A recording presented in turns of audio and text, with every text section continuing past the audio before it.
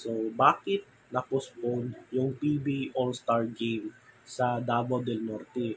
Actually, gaganapin yan sa May 2 to 4 dyan sa Panabo City Cultural Center sa Davao del Norte. So, dyan gaganapin sana yung PBA All-Star Weekend. Ito yung ano sana third time na bumisita ang PBA sa Davao Region sa All-Star Game.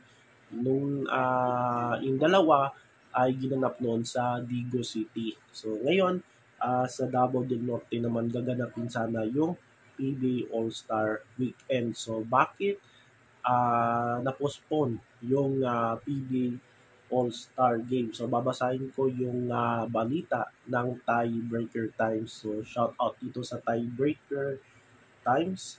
Uh, Published by Justin Buckley. So, PB postpones All-Star Weekend in Davao due to security concerns. Bakit security concerns? Wala naman any banta dito, no? Sa Davao City, particular sa buong Davao region. Siguro sa init ng situation dito, lalo na sa politika. So, mainit ang politika. Sa Davao City at maging dyan sa Davao del Norte, lalo na yung pag-aresto ni dating President Duterte, no, papuntang Hague. Kaya maraming mga activities dito, mga rallies, no, in support sa dating presidente. Kaya naapektuhan itong All-Star Weekend ng PBA. Yan yung tingin ko dito.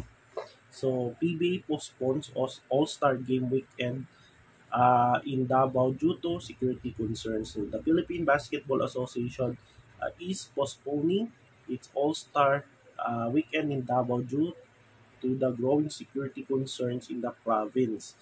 Commissioner Willie Marshall on Wednesday revealed that the board deemed it best to do so for the safety and welfare of all those involved in the mid-season extravaganza which was supposed to take place on May 2 to 4. So, last year, so last year nung nalaman ko na may All-Star weekend sa Davao, so uh, uh, sa isip ko kung saan talaga gaganapin ang All-Star weekend. So, sa tingin ko, hindi talaga sa sentro, sa pinaka-sentro yung Davao City gaganapin yan. So, either gaganapin yan sa Digos or sa Davao del Norte, sa Panabo. So, ang pinili is yung Davao del Norte, yung sa Panabo. Kasi mas malapit yun sa Davao City compare mo sa Digos. Kasi sa Digos, tatawid ka pa ng isang bayan para mapunta yung Digos. So, nakadalawang All-Star game ng PBA sa Digos. Noong 2013 at yung 2018 kung saan MVP si Baser Amer na isang Davao Pride.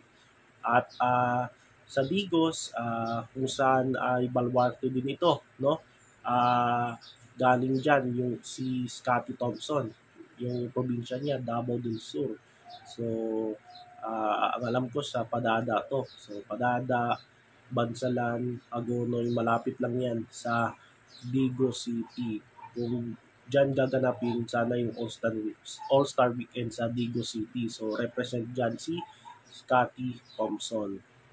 So, ang pinili ng PBA ay i-announce nila by February sa Panabo gaganapin yung All-Star Weekend. So ngayon, nagtataka ako kung bakit wala pang ticket na avail. Tsaka yung voting results hindi pinapakita, no? Yung partial results. Yun pala ay postpone pala yung All-Star Game. So tinigil yan by March 13, tinigil yung voting. Nakita nyo online sa website ng PBA, meron silang vote para sa All-Star, yung mga players na sasali sa All-Star, tapos botohin nyo. So, tumigil yan noong March 13. So, yan. Tuloy natin guys. So, ang sabi ni Kume, ang All-Star natin as of now postponed. Titignan namin kung ano yung makakabuti sa karamihan kaya natin pinostpone. all is not lost for the annual showpiece. Top with the league currently in talks with a prospective host in Visayas that could replace in Davao.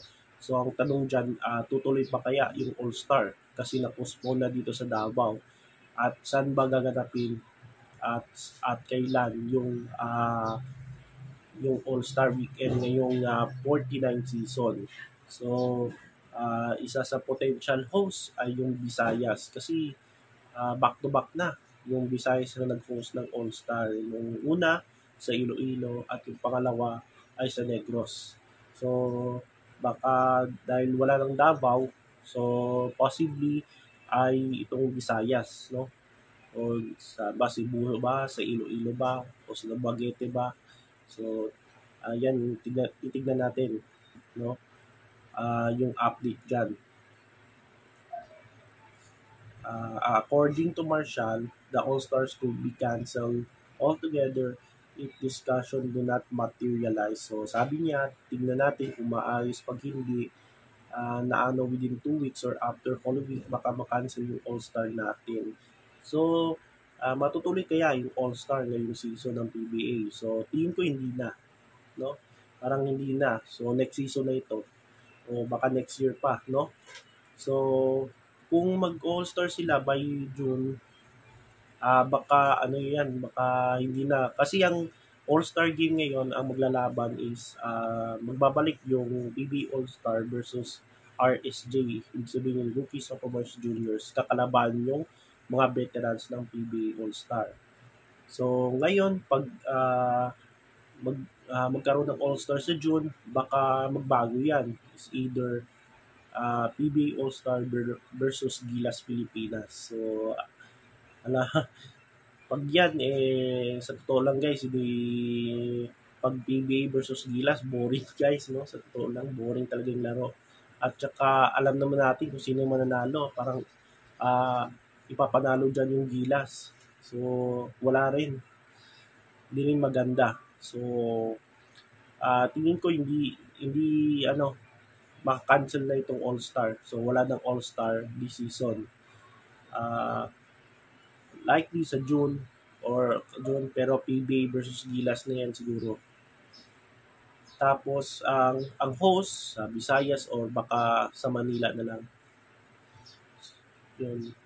Whether or not All-Star pushes through the league, it will still contribute to the players' trust fund, the league chieftain affirmed. So sabi ni Kume, magbibigay pa rin ng PBA ng trust fund sa mga players kasi yun ang binibigay natin sa every All-Star. Siguro yung pampamasahe nila, etc. etc. So the PBA, the league was set hold its 33rd All-Star festivities next month until the current situation in Davao made the powers that we push it back.